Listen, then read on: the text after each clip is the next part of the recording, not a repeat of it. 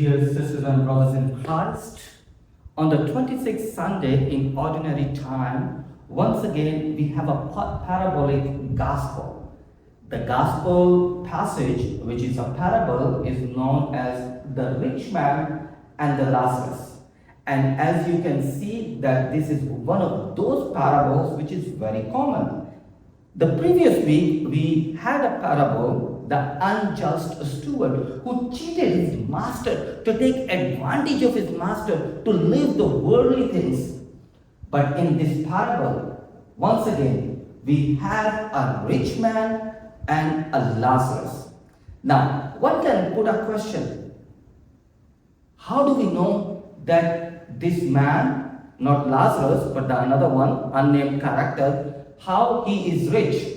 Now, if you read the gospel, the parable very carefully, you will see that he is wearing purple cloth and then he is putting up linen cloth also, or is wearing linen cloth. Now, back in the time of Jesus, these are symbols of social status. Now, he's having a purple cloth, which means like he's not only a rich man, but he is a wealthy man, and also he has a social status.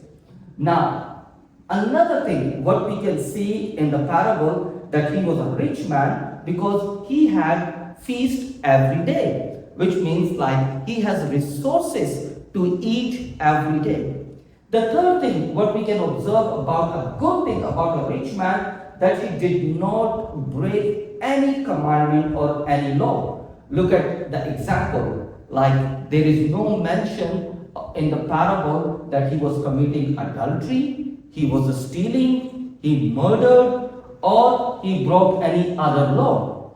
But what we can notice here, why he was sent into Sheol or hell. Now, in order to understand, unpack this biblical mystery, we need to understand that a rich man, although he did not break any law, he did not commit any mortal sin, but he still commit a sin, and this sin is known as sin of omission. Let me briefly explain you the sin of commission and sin of omission. Now, sin of omissions are those sins which are committed by intention and unintentionally. There are examples we have in the Bible. Take the example of Adam and Eve. The first sin, the original sin, is a perfect example of intentional sin. Sins of commission, like where there is an intention involved, that Eve, who saw the fruit and she had that desire. Usually I put this one, that there was a pleasure, power and possession to have that one. There was an intention involved. And unintentionally also. Take another example of David. Now, when David went on his rooftop of his palace, he looked at Bathsheba, who was taking bath, and then he called her, and then he had an adultery with her, and then he planned a murder of Uriah. So there is an intention involved. So this is known as sins of commission. Now, we do know that the rich man did not commit this one. So what is sin of commission or a sin of omission now here? So sin of omission is those sins which are done out of negligence, or what we supposed to do and what we did not do. Throughout all his preaching and teaching, Jesus was reminding his disciples and the community of believers to avoid the sin of omission. Do we have example in the Bible? Yes, we do have examples in the teaching of Jesus. Take the example of Good Samaritan. When the priest and the Levites, what they did, when they came and they saw a wounded person, they did not minister him. They did not care for him. They went on their journey. That is why they were committing sin. On the other hand, what happened? A Samaritan man, he came, he saw the wounded person, he moved with his compassion, and he ministered that wounded person.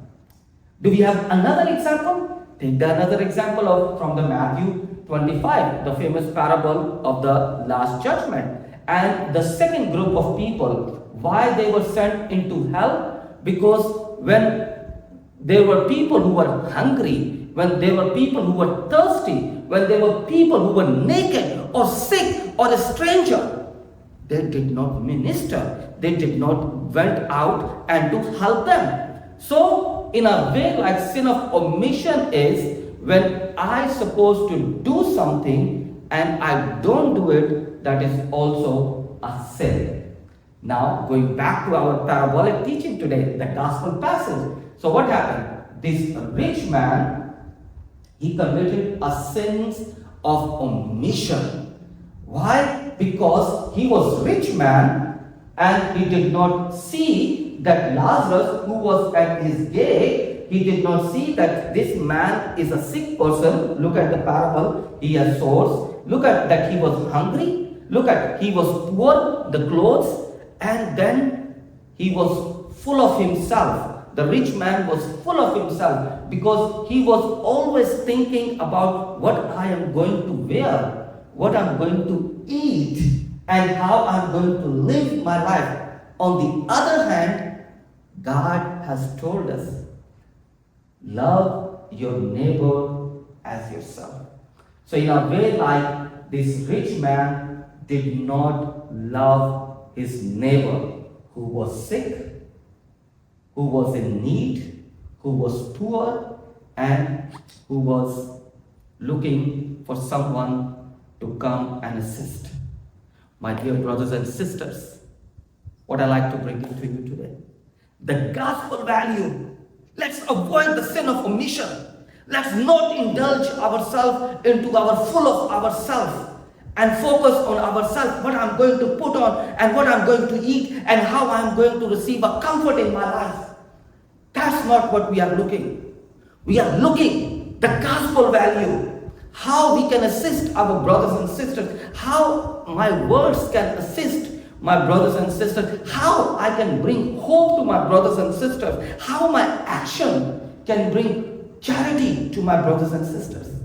I like to share with you the quote of one of my favorite church father, St. Augustine.